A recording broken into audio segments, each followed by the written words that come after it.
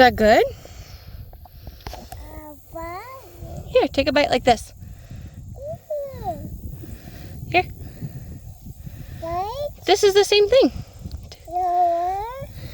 Want this one?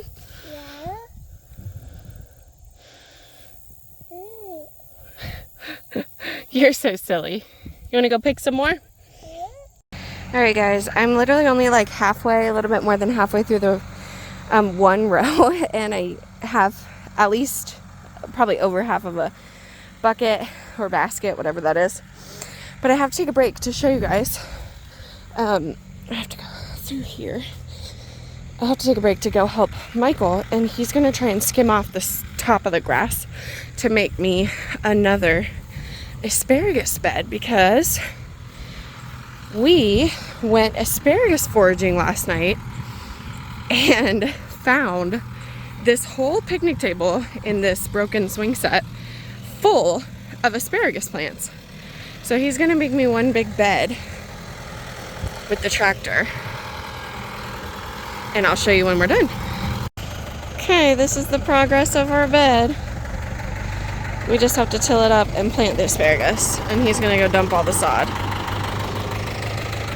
I know it's dark, so it's gonna be hard to see, and don't mind my breathing. I just got finished digging the last hole. I'm gonna pick these out because they're not attached anyway. Okay, this was the original asparagus bed, and we just tilled right next to it. And then I kind of left a walkway right here, which eventually probably won't really be a walkway, but as long as I keep everything clean and weed free, it should be pretty easy to navigate. So I guess I'll show you guys this tomorrow, because this is really kind of hard to see in this lighting, but that's what it looks like. So now we have a huge asparagus patch, so pretty excited about that.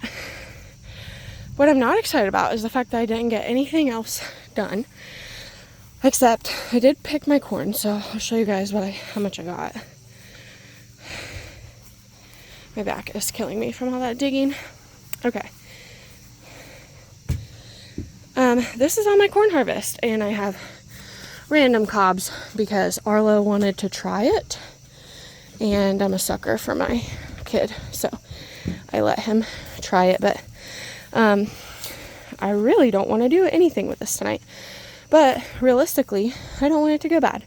So and I can tell this one's already been out for a couple hours and it's squishy now. Granted, I did break it apart and a baby has been playing with it, but I don't know.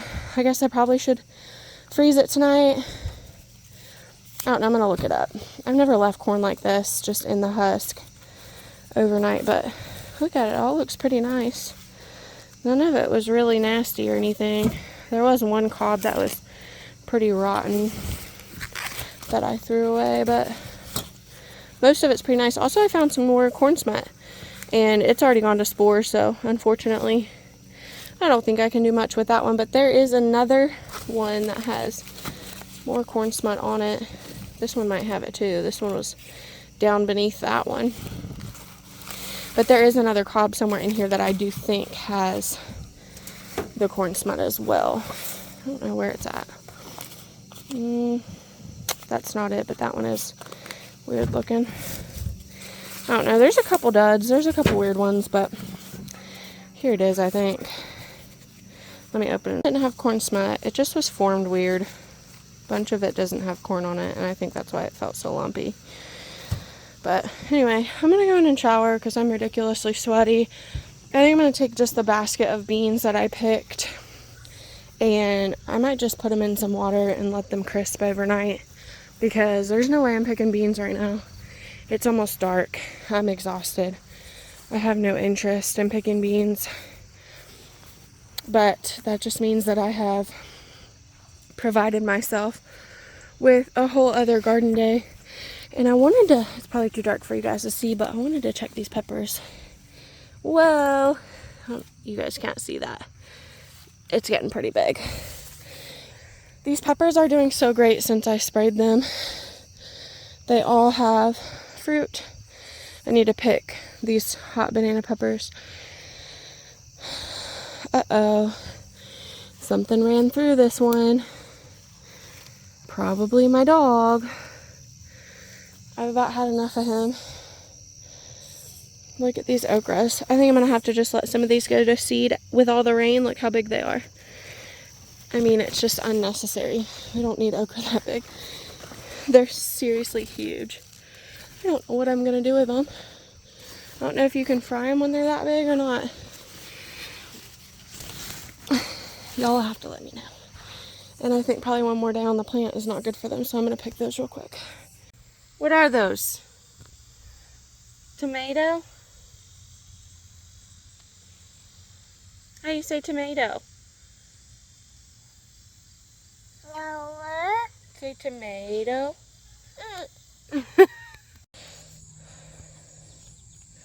Are you getting it? No. You need another one?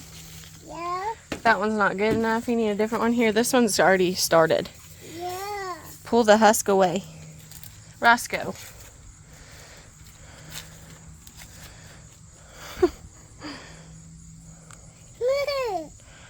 Is that cool?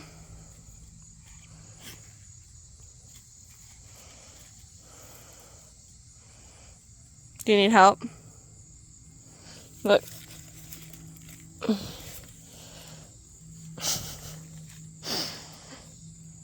Good job. Okay, guys. I'm making my way over to this asparagus bed because I wanted to show you guys in the light. I just put the baby down, so I'm getting ready to get started on all of the things that I need to do, which includes putting these things away. But this is the bed. I need to water it in officially. Looks a little wilted. But this is how it turned out. I think it'll be okay once it all kind of settles. I think it'll all take, hopefully. But unfortunately, I didn't realize how much poison ivy was in these because they did come from the side of the road. So, specifically, I think you can see if I zoom in on that second to last one. So, I do have poison ivy all over my arms now today, which is unfortunate, but it's almost gone, kind of. So, this asparagus is looking great with new sprouts. And this is the stuff that we dug up the last time. So hopefully this stuff will do the same. These ones are about to seed out. With those, when the seed pods turn red, they'll drop and seed out. Like there already is one that dropped down there. I don't know if you can see. It's probably hard to tell. My dill is seeding out, and I gotta look up how to harvest those seeds because I truthfully don't know. And then these are, so my bed is going. I believe these are the beets that I planted right in there. The extra beets that I planted. These are the beets that I planted before. Everything needs watered. Those heads of romaine, the green onions, and then this is all going to be carrots. And these really need watered in. But they're looking great. I think I need to thin these out. I'm going to Google it. But I think I'm going to thin them out because they look way too thick. So, yeah, I'm going to get started. I already picked some tomatoes with Arlo earlier. But right now I'm going to get back to picking beans. And then I'm just going to call it a day after that and go in and call it a day on the harvesting. And then I'm going to go in and start preserving all this stuff. I need to cut up these tomatoes. These are all the tomatoes I got. I need to cut them up and put them in gallon baggies and freeze them. And then I'm going to can my green beans. I might freeze a little. It depends on how many I get. But yeah, I'm going to get started on that. So I will show you how much I get. Okay, guys. As I showed you last night, I have these green beans in a tote with water. I put this strainer in here because I'm just using it to scoop, strain out. And then I'm putting it in a bowl. And I'm filling that bowl with fresh, cold water. And then I'm going to strain it again and start snapping them. I've decided I'm going to take them from the strainer over there in the sink and put them out on this towel so that they can start to dry. I'm going to move all of this stuff and put my jars right here, and I'm going to get my pressure canner warmed up as well. Okay, so I'm snapping these, and as I'm doing that, I'm going through and kind of sorting them. Anything that's about like this thickness or smaller, I'm freezing. Anything that's kind of bigger than that, like this, is going to be snapped and put into jars and canned, because these are not that good defrosted and sauteed. They get pretty tough. So these will be canned.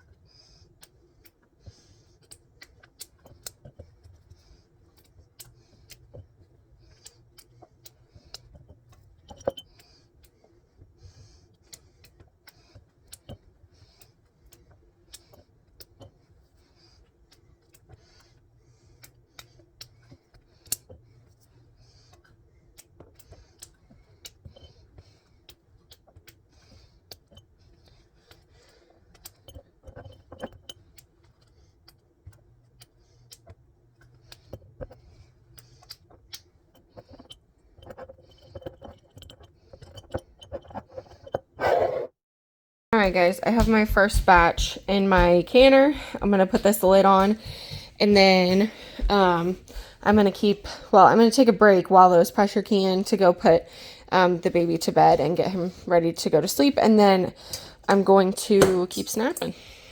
Now I have moved to the floor, well, not really the floor. I mean, I'm going to be sitting on the wood stove, but simply just for the sake of my feet and back. So this is the situation now. I've got my first batch in the pressure canner, and I've got the second batch here on the ground. I'm going to start filling them. Okay guys, I lost my first jar ever to pressure canning, first of all, and this is one of the old jars that we found actually on this property in the barn. So it's a loss. It's sad, but it's not completely unexpected. It's definitely not like unwarranted. It's, believable that this happened. So I'm going to go ahead and get this out of here, but I just wanted to show you guys that it can happen with pressure canning too. I usually only have ever had this happen with water bath canning. This is the first time it's ever happened with pressure canning, but it can happen. So yep, I'm just going to take this out and dump the water out and start fresh. I finished canning my green beans. I ended up with 20 cans of green beans, and I pre-seasoned those. Every time I do my green beans, I put the seasoning in before I can it. And this year, because I did different seasonings in the same batch, I went ahead and labeled it before I canned it and just stuck it in the canner, and it actually was a lot easier. I think I'm just going to start labeling everything beforehand now, because I don't have to wait for it to cool. I don't know why I never thought of that before, but that's the way that I've been doing it this canning season, and it is working out. So those are done. Those are cooling. Those are going to sit for the next day. And then this corn I just blanched in the water, in the boiling water. I have it sitting in ice water right now, and the water is actually cooler than I thought it was. So hopefully all of them stop cooking. I went ahead and, I think you're supposed to blanch it for about 3 to 4 minutes. I went ahead and blanched them for about 2 minutes because I know that they're going to all sit together like this. And then I have my vacuum sealer out, and I have all of these beans that we broke down. All of these are all like the skinny beans. These are all going to be like sauteed as a side. And then these are all the bigger beans that I didn't want to can. So these are all going to be like crock pot beans. And yeah, so I'm just going to go ahead and vacuum seal all these and get them in the freezer. Okay guys, I'm getting ready to put all this stuff in the freezer. I came out with